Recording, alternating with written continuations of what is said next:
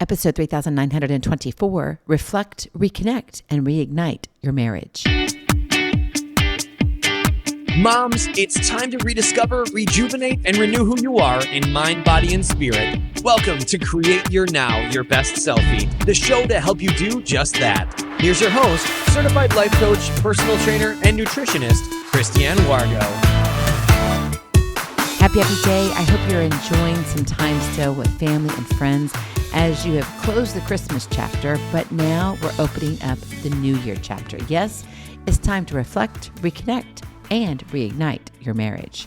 For those of you who are brand new to Create Your Now, welcome to this incredible family. I'm so delighted of your presence. If you already had the opportunity, you want to head on over to createyournow.com where you can learn more and sign up for the K.I.S.S newsletter, the Keep It Simple strategy, everyday solutions to live, love, and impact. Well, this episode is brought to you by AIM, Inspiring Connection and Community. Well, when you think about connection and community, what about your marriage? Do you have community within the privacy of your own four walls? Do you have connection? Because you know what? The end of the year is more than just a calendar checkpoint. It's not, we're almost here. We're on happy December 27th of 2025. And when the new year begins to get closer and closer, right? Because we're less than a week away. This episode actually will air prior to the new year, but it'll be the last episode in 2025 for relationship builders when it comes to marriage. And so I got to thinking, what should we really do when it comes to how we make connection?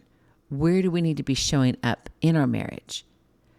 If you look at your marriage and say, you know what, it's not about just I'm cutting off one year and moving on to the next. It's truly an invitation for you to pause and take stock of your journey together, what you and your spouse have done together, how to reflect, reconnect, and reignite your marriage. This happens when you say, okay, I need to do something more, maybe better, so I can be best at our marriage together. And after years of shared experiences, it's easy to let presence slip through the cracks, assuming love just happens. We get bombarded with, everything, right? Just look at your phone. How many apps do you have on your phone? Okay, for me, I have way too many. I'm just telling you. And you know what frustrates me the most? Okay, this is me being really truthful here, is when my husband and I are in the same room, or more importantly, when we're driving, it's just the two of us. And I'm the driver. That's just how it rolls. It's been that way from the very beginning. I don't mind it. I get car sickness, so I'm fine with driving. So he's the passenger prince, and I am the driver. And so he gets to enjoy and do whatever he wants, which is fine. I enjoy it that way. It's not a problem. But the problem is this, is when I want to have conversation, what is he doing? He's on his phone. And he's scrolling. I'm thinking, you wonder why I have to talk so fast? Because I have to compete against a reel that is so short that I have to keep going. Yeah, I'm not technically competing with the reels, but to a degree, don't you feel that way too? If your spouse is just going through it, or maybe your spouse feels that about you. You see, the truth is unconditional love doesn't appear by accident. It demands intentional reflection. It demands connection, meaning get off your dadgum phones. And it demands a willingness to serve each other daily.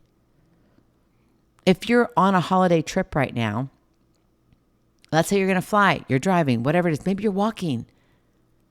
Pay attention to your spouse, for goodness sakes. Don't sit there and be like, it's not a big deal. It is a big deal. I'm going to tell you right now, it's a big deal. And these little moments begin to build mountains. And it's mountains of messes that then attacks your love account.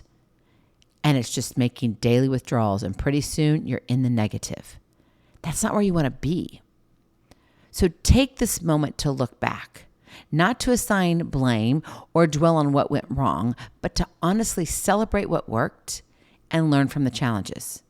So for example, us driving in the car and he's on his reels. I've got to find a way to ask him nicely or draw his attention intentionally to a conversation. Now, I can tell you this, sometimes it works and sometimes it doesn't. So sometimes I have to be very direct and say, why is it that we're in the car together, but you're not talking? We haven't said anything. I'm like, why should I have to say something? You see how the conversation can get really heated fast? It doesn't get heated. I just put my foot down and said, okay, we're here together. We haven't seen each other in 2 days because you've been working so hard, which that's great. I appreciate. But what about us? Let's have conversation. This is your opportunity, right, to reflect on those times, to renew the foundation of your marriage with peaceful reflection and deliberate action. That is your Kiss to Keep It Simple strategy. Renew the foundation. That means you're saying, okay, this didn't work, but this did, so how can we do it better? And sometimes that means actually phrasing things differently. Going back to the vehicle ride. Maybe me telling him bluntly comes across too harsh for him to handle for whatever reason, but let's just pretend that's the case. Then how can I find a way to mention it and say, I'm not liking this. I want us to have a conversation. Maybe I just need to have the conversation, start asking the questions. And if he's not answering the questions, then I can say, babe, did you miss what I just said? And then draw him into the conversation. Now, some may say, well, he should already know better. Really? If he knew better, why wouldn't he do it? Right? Well, because why? We are addicted to reels. We all have habits that need to be broken. And that's why you need to look at your marriage and say, what can I renew in our marriage that will break away the old but bring in the new? So I want us to talk about 3 ways that you can draw yourself closer to the new year in a manner that's going to renew the foundation. So you can reflect, reconnect, and reignite, right? It's all about love. So number 1, create a marriage highlights journal. So what I want you to do is together, write down moments that stood out. Now, when I say together, this is what I would do. I would take a basic spiral notebook because I want you to write it out. Yes, I want you to do the old-fashioned way. It's important. Why? Because when you write it down, pen to paper, you remember it differently. Seriously, research shows, go with it. So write it down, but I would like you to do part of you, one of you anyway, does it in the front, the other does it in the back, and then in the middle, I want you to come together and have the discussion. So first, write down moments that stood out, okay? Struggles you overcame, celebrations you shared, whatever it is, your opinion. Then I want you to come together and do the same thing in the middle, right? And when you revisit these memories, guess what it does? It makes presence tangible.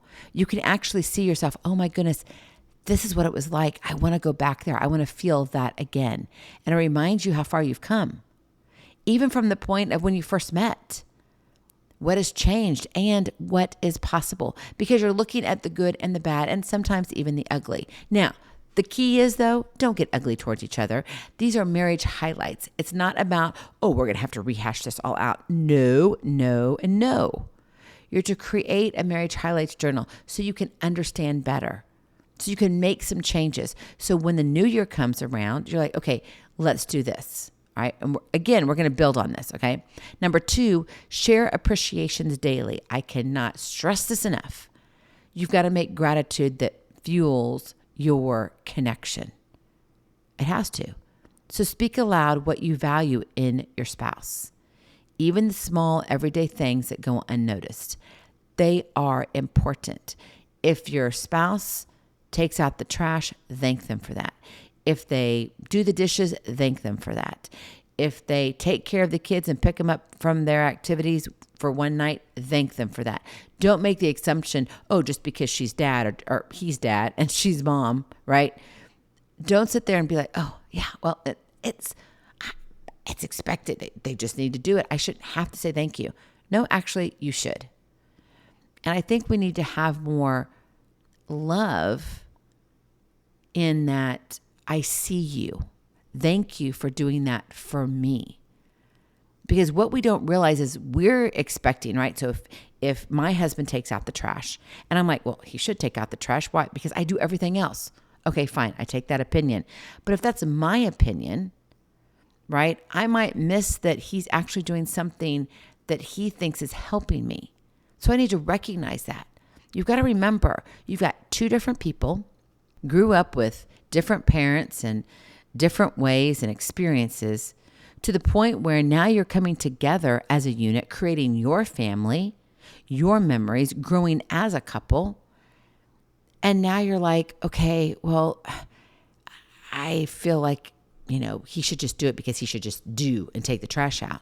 Why should I thank him? Because that's just what he needs to be doing. He could do at least one chore for me, right? And the other point of view could be, I do this for her because I know she's got a lot on her plate, and I just want to make sure that, hey, if I can take this out, take one little thing off of her plate, it's helpful. Yes, it's helpful. So say thank you. Now, I get it. Maybe one of you is more grateful than the other. I get it. Don't sit there and point fingers. Be grateful. Because gratitude shifts your heart. And when that happens, guess what? Cha-ching, cha-ching, cha-ching, you're filling your love account. Because you're noticing the good and not focusing on the bad. Number 3, plan a cozy year-in review date. This is a fun one. And make it fun. Okay, you can make it sexy and sassy, whatever works to you. But have some time where it's just the two of you, uninterrupted. Maybe if you have the funds, you go and make it a weekend out. And I would say do it literally within a couple days of the new year. Don't put it off until, we're going to go in another couple weeks. No. You can do something else in a couple weeks, but do something that's right there, because this is very, very important. It gives you this time to discuss your reflections and hopes for the coming year. What dreams you have, right? And use the space to listen and recommit to showing up for each other with intentional love. My friend, your marriage is a work in progress, right? And it takes work. You're a living story. Your marriage is that grows richer through presence, perseverance, and sacrifice. It takes all of it to make it successful. And let me tell you, anybody who's been married more than 5 years, and even less than that, but seriously, more than 5 years, and they're still married to the same person, let me reiterate that, okay? It took work. Even at year 7 or year 11 or year 27, whatever it is for you, it still takes work. It does not get easier the longer you've been together. Why? Because you are both changing every single day. So it's important to say, okay, we've got to be present for each other. We've got to pursue each other, right? We have to persevere, and we have to be willing to sacrifice for each other. Closing the year strong isn't about a perfection. It's not about saying, we have to do it this way, right? It's not about, did you do all these for me today? Nope. Don't check off your list. It's about choosing presence over complacency and truly pushing forward with a heart ready to serve and love. A lot of times what we're doing is we have a check-off list. Did you do this? Did you do this? Okay, great. Now I will love you. That's transactional. You don't want to go down that road. That's unkind. And honestly, it's disrespectful. So allow yourself to say, okay, I want to be present with my spouse, and I want to be willing to have a heart ready to serve and love. And when I do that, I can see the good, even though bad might be surrounding it too, right? It's called seeing the blessings through the messes.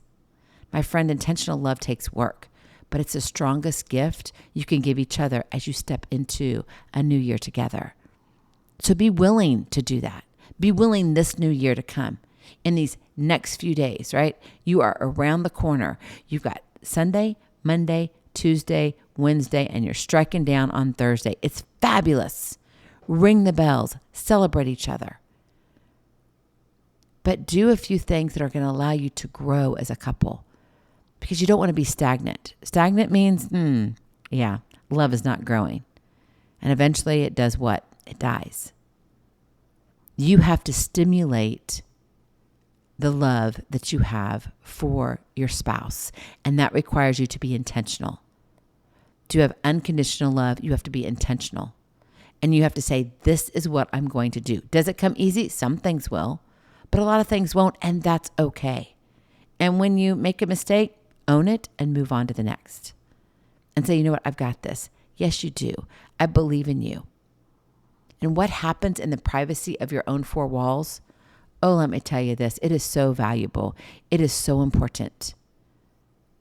And if you spend more time on that this new year, I'm telling you right now, not only will the two of you be different, but your family will benefit also, and your friends, and your job, and your work. Because why? You're better together. Go in peace. Be present. Be incredible. Be you. I love you so very much. I cannot wait to see you on the other side. Blessings, hugs, and lots of love. We'll talk to you real soon. Have a glorious, blessed day, and Happy New Year. Bye-bye. Feeling inspired, ready to train for life and love your journey? Visit createyournow.com for more incredible resources to help you along the way. We'll see you next time on Create Your Now, Your Best Selfie. And remember, always be sure you consult your physician before beginning any health and fitness plan.